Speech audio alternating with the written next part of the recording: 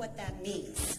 30 years ago, there were only a few countries that had fertility rate below the death rate. And do you know what that magic number is? It's about 2.1 kids per family, 2.1 kids per woman, right? That number drops, you have an aging population and a demographic crisis decline, okay? Now, 30 years ago, we only had a few countries that had the fertility rate below 2.1. Guess what it is today? 60% of the world population reside in countries with a fertility rate below 2.1.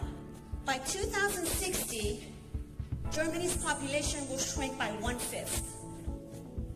Now, you want to know why they're accepting all these refugees and immigration? I'm not saying they don't have a heart. I'm saying there is a bigger problem that they don't talk about.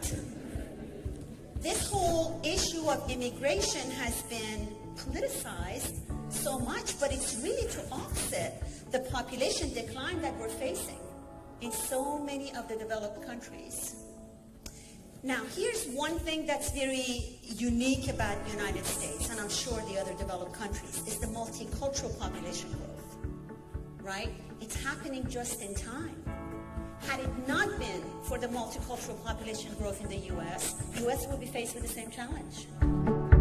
Here's one thing the ladies will like. For every 2 men graduating from college, 3 women are and with better GPAs.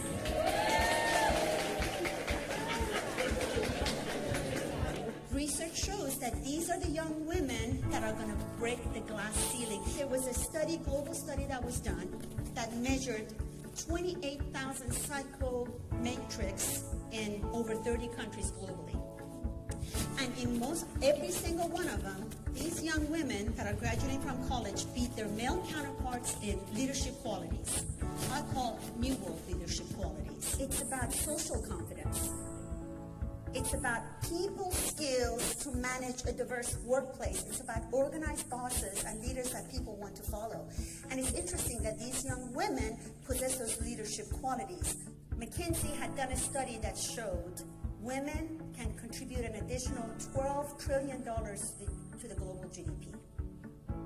So when we're looking at some of these statistics, there is a financial aspect of it. There is an economic aspect of it.